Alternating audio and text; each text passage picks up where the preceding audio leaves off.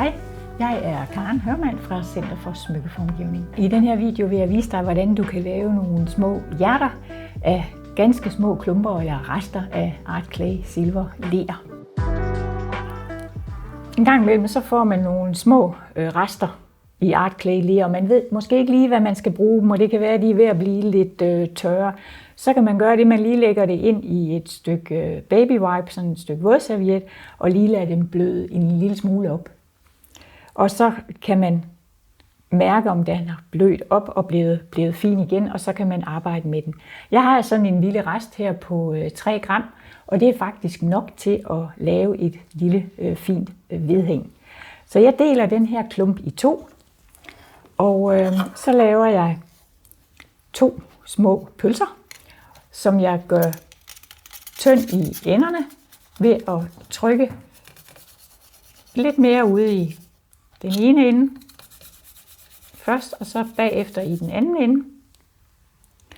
Og laver vi en pølse mere. Og de her kan blive endnu mindre end dem her. Nu laver jeg bare sådan en til et vedhæng. Man kan godt lave dem til øresmykker også, hvis man har endnu mindre ler tilbage. Så har jeg 2 pølser her. Det gør ikke noget, at de ikke er lige lange. Så former jeg dem med mine fingre til sådan en lille spadserestok. Sådan her. Og så skal jeg have dem lagt oven på hinanden. Og der kan det være en god idé lige at tage en lille smule pasta på sin pensel. Og så lige, jeg tror vi lægger oven på den her. Giver jeg den lige en klat der, og jeg giver den en klat hernede. Fordi pasta, det virker som lim, når man skal samle sådan nogle dele af ler her. Sådan. Og man kan lave den symmetrisk eller asymmetrisk, ligesom man nu synes. Nu er tråden her sådan rund og måske lidt ensartet, så kan man godt lige give den lidt mere karakter ved lige at gøre den flad, for eksempel her på det sted her. Og så kunne man måske sætte en lille sten i. Man skal bare passe på, at stenen ikke er for stor, fordi så vil der komme ligesom en bule på leret. Nu prøver vi lige med den der sten, vi har liggende der, 3 mm. Men der behøver slet ikke sten i den her form for hjerte, fordi det er jo egentlig meget udtryksfuldt i sig selv. Sådan. Og så kan vi sætte et lille spyd i. Man kunne også bare have et øje til sidst, sådan at den bare hænger og dingler i øjet. Men hvis vi nu sætter det her spyd i, så kan jeg se, at det lige er lidt for langt. Så kan det være en god idé lige at klippe spidsen af spydet, så den kan være inde i leret. Det sker der ikke noget ved. Den er lang nok til, at det skal holde. Så klipper vi lige det yderste stykke af her. Sådan. Og så skal vi lige have lidt. Jeg tror lige, jeg stikker den ind først. Sådan, og så trækker jeg den ud igen. Og så giver jeg den lidt pasta på, sådan at hullet bliver fyldt op derinde med pasta. Sådan. Så kigger vi lige efter, om den er helt fuldstændig glat, eller jeg er kommet til at lave nogle mærker og ridser i den. Og så lægger vi bare den til tørre på en rist. Der er virkelig mange muligheder for at variere sådan et hjerte, både med tykkelsen og længden på pølserne, og hvordan man lige får dem formet. Så har hjertet været ude i tørrekassen. Og nu tjekker jeg lige, om det er samlet der, hvor jeg havde pasta på, der hvor de overlapper hinanden, og ellers så får det lige en lille smule ekstra pasta. Så kan det være en god idé også lige at tjekke, om der skulle være mærker og ridser på den. Og ellers så vil jeg slibe den med slibesvampene. Hvis det er meget grove ridser, så tager jeg den røde først, og så den grønne bagefter, og får den slibet. Det kan bedst betale sig at slibe, før man brænder, så er der ikke så meget arbejde bagefter. Og det er ikke så hårdt at slibe i. Og alt støvet her, det kan jeg jo så genbruge bagefter. Lidt så forsigtigt her.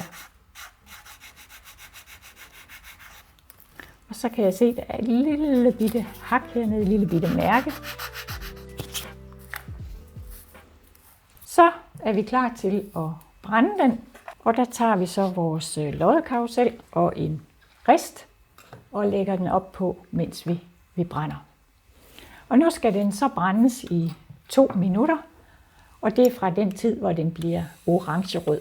Og så har jeg min minibrænder her, jeg bruger til at brænde den med, og så varmer vi stille og roligt op her. Lad flammen køre stille og roligt rundt omkring, og så vil bindemiddel brænde væk, og det vil ryge lidt. Så trækker jeg lige flammen lidt baglæns, mens der er flammer på, og så kører vi ellers stille og roligt op her. Sørg for ikke at varme for meget på øsknet, og så varmer vi så op til den får sådan en orange-rød farve. Det kan være svært at se i lyset, men nu ser den fin ud. Og så holder jeg den farve i 2 minutter.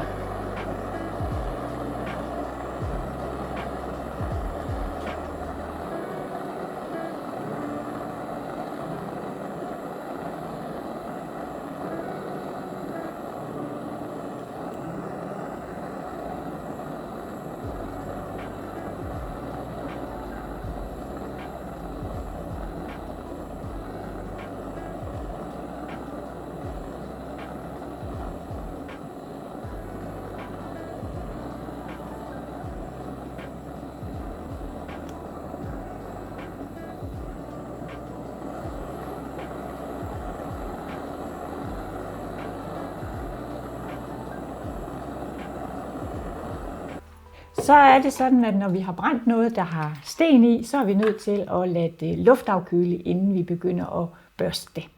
Ellers så vil stenen krakelere.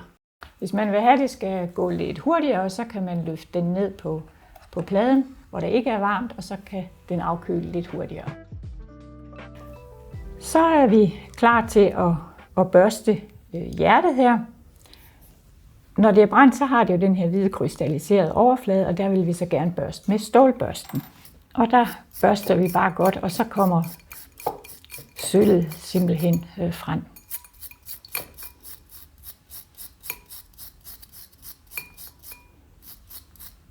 Og det giver jo sådan en rigtig flot matteret overflade, når vi har børstet den, og det kunne godt bare være den endelige overflade, og ellers så kan vi jo polere den op med et polerstål eller en agatpoler, hvis vi gerne vil have den helt blank.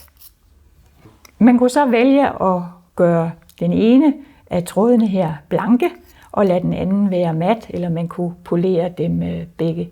Hvis vi vil have det poleret op, så tager vi et polerstål eller en agatpoler, og så polerer vi simpelthen bare op her, eller vi kunne putte den i en tromlepolermaskine.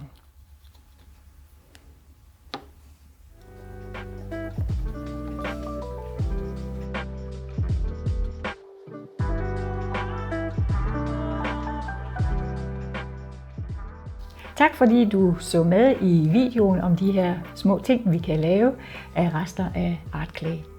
Og hvis du går ind og abonnerer på kanalen, så får du løbende opdateringer, når der kommer nyt ind.